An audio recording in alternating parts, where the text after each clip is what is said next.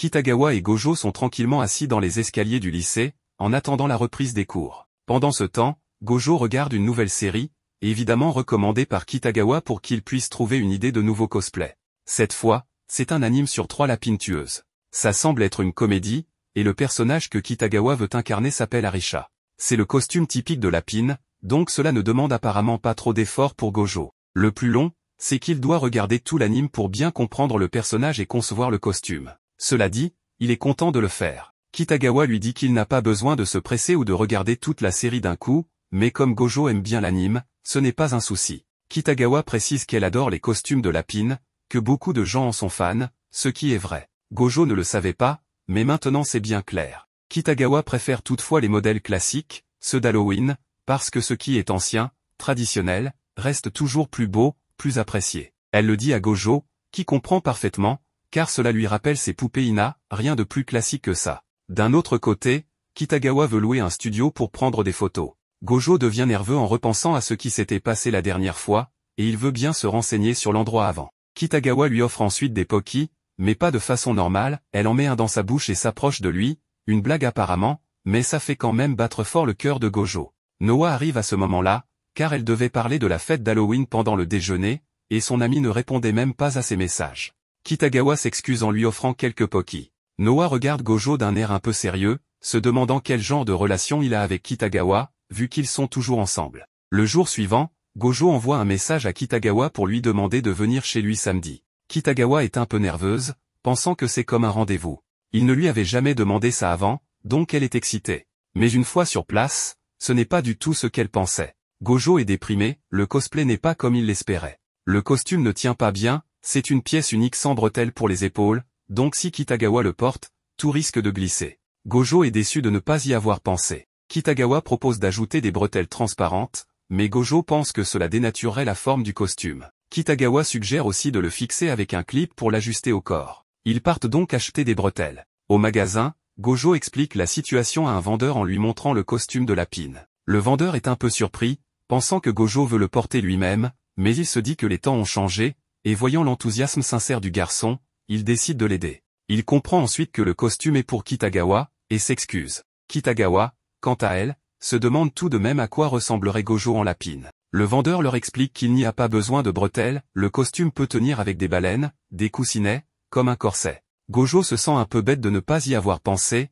mais il décide de s'améliorer. Le vendeur le rassure, en disant que c'est normal de faire des erreurs. Kitagawa demande s'il y a un risque que le costume glisse et qu'elle finisse par tout montrer. Le vendeur répond que non, avec des baleines bien placées, il n'y aura aucun problème. Kitagawa semble tout de même un peu déçu. Ils rentrent chez eux, font les ajustements, et Kitagawa doit essayer le costume. Petit problème, Gojo entre dans la pièce sans attendre qu'elle lui dise d'entrer. Et comme le costume est très échancré, Kitagawa porte des sous-vêtements visibles à la taille, et Gojo les voit. C'est trop pour lui. Kitagawa n'était pas préparé, donc ils doivent sortir acheter des sous-vêtements adaptés pour que rien ne se voie. Ils vont enfin au studio qu'ils ont loué, qui est magnifique, avec différents décors pour prendre des photos. Gojo comprend que les cosplayers ont besoin de ces lieux pour donner vie à leurs personnages. C'est comme ces poupées Gina, il leur faut aussi tout un environnement. Kitagawa a pensé à une solution pour cacher ses sous-vêtements sans montrer trop de peau. Gojo est rassurée, mais en réalité, elle montre plus de peau que prévu. Sauf qu'elle porte des collants couleur chair, donc Gojo,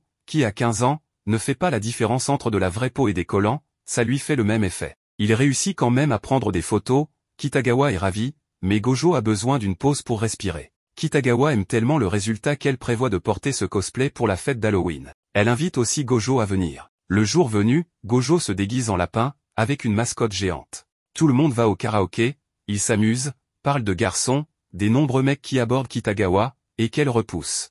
Gojo se demande s'il a vraiment sa place ici, mais comme personne ne lui dit rien, il se sent intégré. On lui demande s'il veut chanter, mais il ne connaît que les chansons d'anime qu'il a regardées. Les filles parlent des cosplays de Kitagawa, faits par Gojo, et elles sont impressionnées. Elles parlent aussi du maquillage.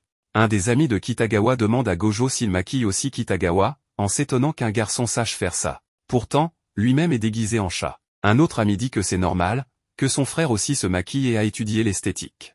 Les hommes peuvent savoir maquiller. Personne ne juge Gojo, et cette fois, il se sent accepté. Alors qu'il est perdu dans ses pensées, Noah termine une chanson et demande dans le micro si Kitagawa et Gojo sortent ensemble, ce qui le fait recracher un peu de son soda. Avec la question de Noah, évidemment, tout le monde attendait une confirmation que Kitagawa et Gojo sortaient ensemble. Mais il déclare rapidement que ce n'est pas le cas.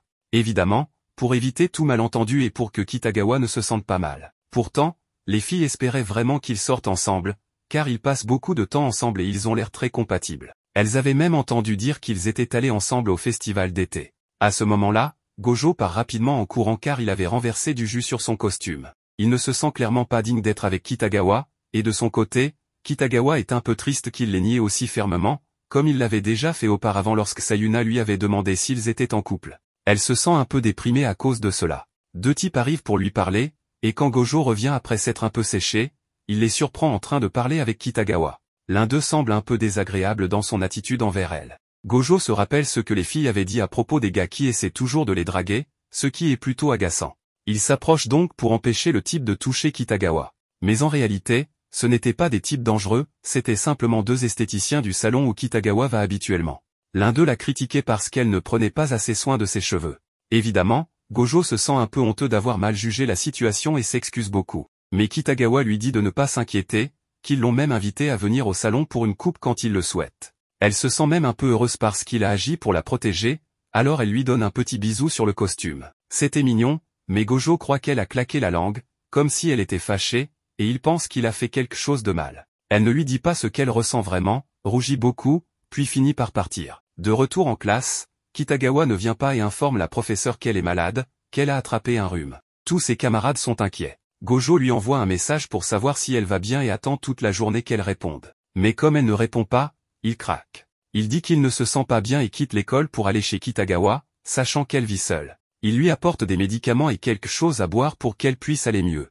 Quand elle lui ouvre la porte, elle est sur le point de s'évanouir. Il commence alors à prendre soin d'elle. Il lui trouve des vêtements pour qu'elle puisse se changer, car elle est trempée. Il tombe sur les fameux t-shirts de Kitagawa. Gojo lui prépare du riz avec quelques épices pour qu'elle mange un peu. Elle est vraiment mal en point. Elle finit même par pleurer, pensant qu'elle allait mourir de faim, n'ayant rien à manger. Mais maintenant, Gojo est là pour l'aider. Il lui dit qu'elle va bientôt se sentir mieux. Quand il se lève pour faire la vaisselle, elle l'arrête pour le remercier d'être là, juste de l'avoir accompagné. Un peu plus tard, elle commence à se sentir mieux, sa température baisse, et il reste même un peu de nourriture pour plus tard. Le problème, c'est que les amis de Kitagawa arrivent inquiètes pour elle. Gojo ne veut surtout pas qu'elle le voie là, car il avait prétendu être malade pour rentrer chez lui. Il prend alors ses affaires et se cache sur le balcon de Kitagawa, où il finit par attraper froid, car elle vit aux étages supérieurs. Une fois guéri, ils se rendent à un aquarium où a lieu un événement cosplay. Tout le monde est déguisé et peut prendre des photos. Kitagawa est ravie car elle tombe sur Subaru Sugawa, un personnage de Cosmo Lovers. Elle s'approche de la cosplayeuse et lui demande son nom, elle s'appelle Amane Himeno. Kitagawa engage la conversation avec elle, propose d'aller manger ensemble pour discuter et prendre des photos. Mais un problème survient, Himeno a perdu une pince de sa jupe. Kitagawa et Gojo l'aident à la chercher. Ensuite, voyant que ce sont de bonnes personnes, elle accepte de les accompagner. Avant cela, Gojo l'aide à réparer sa jupe, car elle est un peu déchirée. Il transporte toujours ses outils de couture pour Kitagawa, au cas où. C'est là qu'on apprend que Himeno n'est pas une fille, mais un garçon, car ils peuvent tous deux entrer dans les vestiaires masculins sans problème. Gojo est intrigué par son apparence très féminine et se demande ce qu'il utilise pour obtenir cet effet. Il remarque dans sa trousse de maquillage un tube de colle liquide. Il se demande s'il l'utilise pour quelque chose, ce qui pourrait être dangereux. Plus tard, il ose poser la question et découvre que Himeno l'utilise pour coller sa frange afin qu'elle reste en place. Personne ne remarquait ses traits masculins, ce qui étonne Gojo, mais cela ne le dérange pas. Himeno montre alors des photos de ses cosplays tous féminins, très convaincants. L'une d'elles montre Himeno avec une poitrine, ce qui surprend Gojo. Il lui demande si c'est une retouche photo, mais Himeno lui explique qu'il utilise des faux seins. Il propose même de les montrer, ce qui gêne beaucoup Gojo, tandis que Kitagawa est tout excité. Himeno les emmène dans un magasin spécialisé cosplay où l'on trouve tout, et aussi les faux seins qu'elle mentionnait. Ils ont l'air très réalistes, et elle en fait essayer à Gojo pour voir s'ils lui vont. Kitagawa ne peut s'empêcher de trop toucher, ce qui gêne Gojo, même si ce ne sont pas des vrais. Dans ce magasin, il découvre plein d'articles inconnus, maquillage, perruques, etc. Himeno lui explique ses techniques pour paraître féminine, différentes de celles de Kitagawa. Gojo est de plus en plus impressionné. Il se retrouve seul un moment et Himeno lui explique que certaines perruques sont déjà prêtes à l'usage, ce qui est idéal pour ceux qui n'ont ni le temps ni les compétences de Kitagawa ou Gojo pour créer des cosplays fidèles. Gojo comprend et respecte cela. En partant, deux autres cosplayeuses viennent prendre des photos avec Himeno, qui leur demande d'abord si elles ne sont pas gênées par son prénom masculin. Elles sont surprises mais contentes. Himeno avait peur de leur réaction, mais tout se passe bien. Ils prennent tous de nombreuses photos et passent un agréable moment ensemble. Himeno raconte alors comment il a commencé le cosplay. En 2e année de lycée, sa sœur lui a proposé de le maquiller pendant qu'il regardait une émission de drag queens. Elle a réussi un superbe maquillage, ce qui les a poussés à expérimenter. Elle lui prêtait même des vêtements qu'elle ne mettait plus. Il manquait de confiance en lui, se trouvait trop maigre, trop petit. Le cosplay a changé sa vie, il a gagné en confiance. Sa mère l'a soutenu et accepté. Mais à l'université, il a eu une copine qui a découvert ses vêtements. Elle a cru qu'il la trompait, pensant que les hommes ne portent pas ce genre de choses. Il lui a expliqué la vérité, mais elle a été écœurée et lui a demandé de tout jeter. Gojo devient triste en pensant que Himeno a tout abandonné pour elle. Mais non, il lui a simplement dit qu'il avait rompu avec elle. Kitagawa, elle, est émue. Comment peut-on demander à quelqu'un d'abandonner ce qu'il aime? Himeno leur dit qu'il a dépassé cela, qu'il est heureux et continue à faire ce qu'il aime. Il dit que son alter ego cosplay lui donne confiance. Ils passent une bonne journée ensemble. En le laissant à la gare, il le voit enfin en garçon, très mignon, petit et mince, parfait pour paraître féminin. De retour chez lui, Gojo prépare le repas pour son grand-père, puis sort pour accompagner Kitagawa à une séance photo en tant que modèle. Il observe en assistant, impressionné par le travail de Kitagawa. L'assistante lui dit qu'elle travaille souvent en ce moment, et Gojo se souvient qu'elle voulait s'acheter un appareil photo réflexe. Elle économise donc beaucoup. Il voit Kitagawa sous un autre jour, comme si elle appartenait à un monde inaccessible. L'assistante pense qu'il est son petit ami, mais il dément en disant que leur relation est uniquement professionnelle, ce qui laisse l'assistante songeuse. Plus tard, Kitagawa, très bien habillé, termine sa séance. Ils doivent aller à un anniversaire et aller chercher un gâteau.